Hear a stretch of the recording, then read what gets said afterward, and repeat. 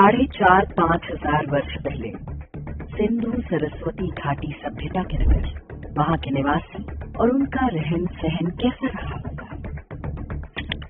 इसका चित्र कृत्रिम बुद्धि या आर्टिफिशियल इंटेलिजेंस से तैयार किया गया है। दावा किया गया है कि ये चित्र सिंधु सरस्वती घाटी सभ्यता के उत्खनन में प्राप्त तथ्यों के आधार पर बनाए गए। ये वास्तविकता के कितने निकट हैं इस बारे में हम कुछ नहीं कह सकते, किंतु इन कल्पना चित्रों में कई तथ्यात्मक त्रुटियां स्पष्ट देखी जा सकती हैं। इनमें वहां की भौगोलिक परिस्थितियों को मरुस्थलीय दिखाया गया है। आज भले ही वे क्षेत्र मरुस्थल बन चुके हों, लेकिन 5,000 वर्ष पहले निश्चित रूप से ऐसा नहीं था। सिंधु सरस्वती घाटी सभ्यता के इतिहास को लेकर जितने भ्रम और झूठ गढ़े गए हैं, उतने संभवतः किसी अन्य कालखंड पर नहीं गढ़े गए होंगे। ये सिद्ध करने का प्रयास हुआ कि सिंधु सरस्वती घाटी सभ्यता का आज के भारतीय धर्म और संस्कृति से कोई लेना देना नहीं था। सिंधु सरस्वती घाटी को हड़प्पा कालीन सभ्यता या सारस्वत सभ्यता भी कहा जाता है। इस बात के ढेरों साक्ष्य पाए गए कि वर्तमान सिंधु और लुप्त हो चुकी सरस्वती नदी के तटों पर आज से 4-5 हजार वर्ष पहले एक विशाल नगरीय सभ्यता बसी हुई थी। मोहनजोदाड़ो, हड़प्पा, कालीबंगा, लोथल इत्यादि इस सभ्यता के नगर थे। सिंधु सरस्वती घाटी का क्षेत्र कुछ वर्ष पहले तक सिंध, पंजाब, राजस्थान और गुजरात तक सीमित बताया जाता रहा, किंतु धीरे धीरे ये सिद्ध हो चुका है कि इसका विस्तार लगभग संपूर्ण भारत में है। तमिलनाडु से बिहार तक, आज का पूरा पाकिस्तान, अफगानिस्तान तथा ईरान तक में सिंधु घाटी सभ्यता के चिन्ह मिलते हैं। इनमें से कुछ आज से 9,000 वर्ष तक प्राचीन है। भारतीय सभ्यता की 2 सबसे पवित्र नदियों के तट पर फली फूली इस सभ्यता से जुड़ी एक महत्वपूर्ण बात यह है कि इसकी लिपि अभी तक एक रहस्य है। इसे पढ़ा नहीं जा सका है, जबकि इसी के समकक्ष और प्राचीन सभी लिपियां जैसे कि मिस्र, चीन, आर्मेनिक, मेसोपोटामिया की लिपियां पढ़ी जा चुकी हैं। आजकल कंप्यूटरों की सहायता से अक्षरों की आवृत्ति का विश्लेषण करके प्राचीन भाषाओं को पढ़ना सरल हो गया है।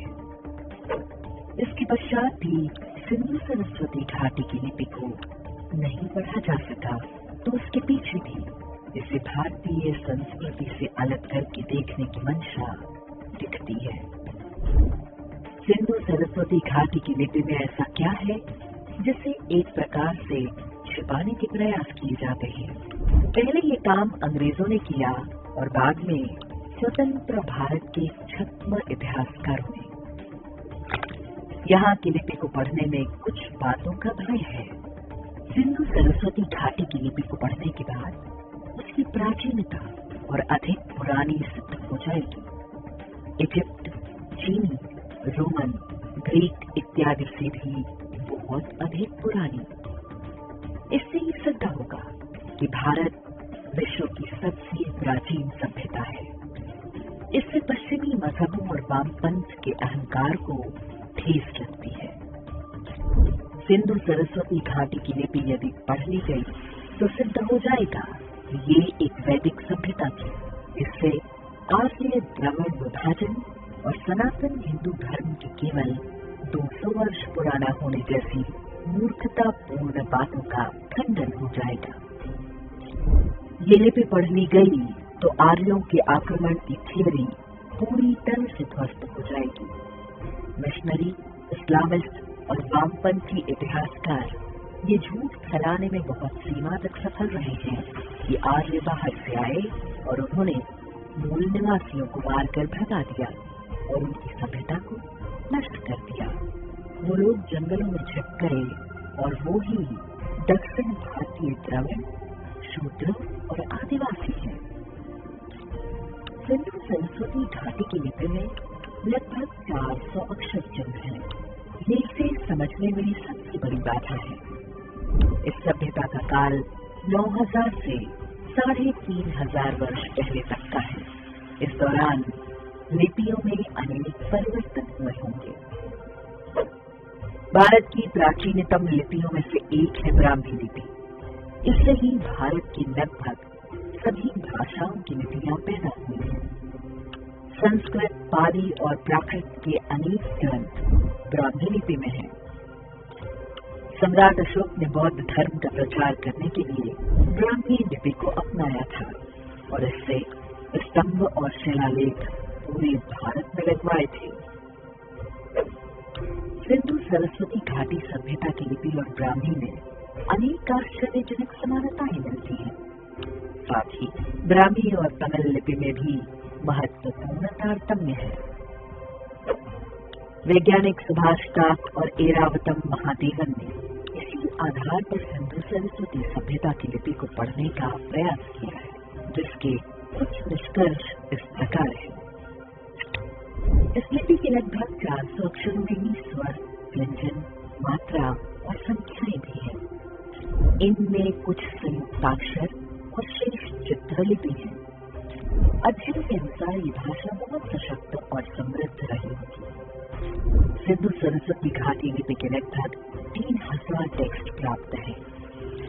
400 अक्षर चिन्हों में से 39 अक्षरों का प्रयोग 80% पार हुआ है।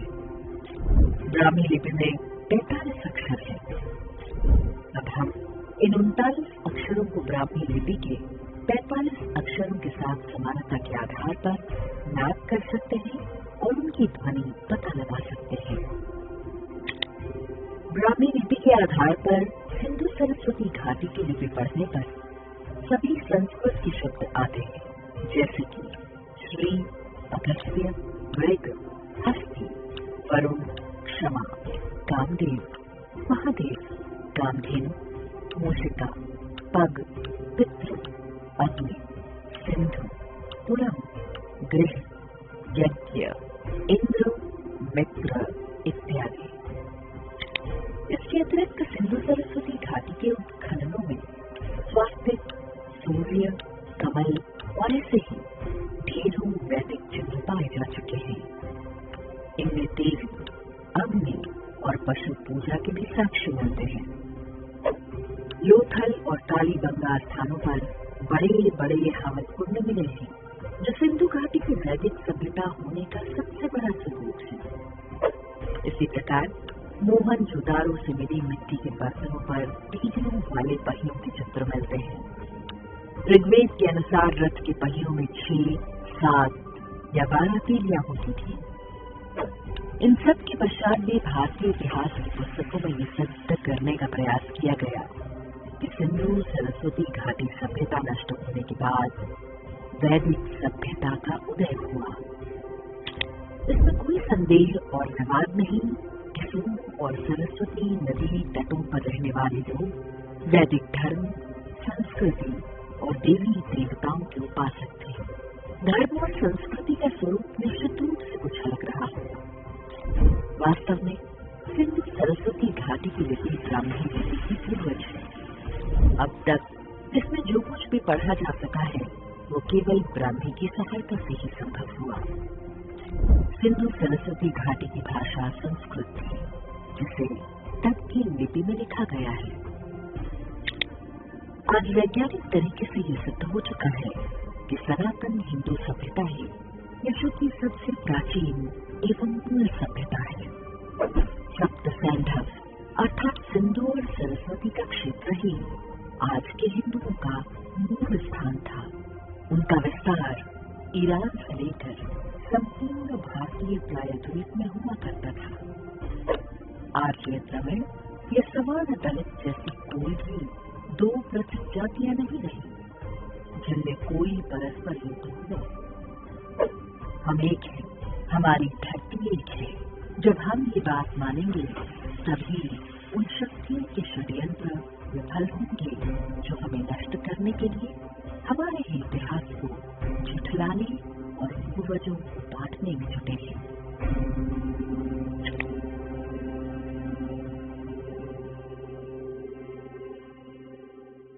इंडेक्स ऑनलाइन के वीडियो समाज को समर्पित हैं। आप इनको डाउनलोड करके जैसे चाहे वैसे प्रयोग कर सकते हैं। चाहे तो आप हमारे टेलीग्राम चैनल से जुड़ सकते हैं। वहां सारे नए पुराने वीडियो आपको मिल जाएंगे। हमारे सोशल मीडिया लिंक हर वीडियो के डिस्क्रिप्शन में होते हैं। हमारा एकमात्र उद्देश्य हिंदू समाज को जागृत और एकजुट करना है। इसमें सहभागी बने। धन्यवाद।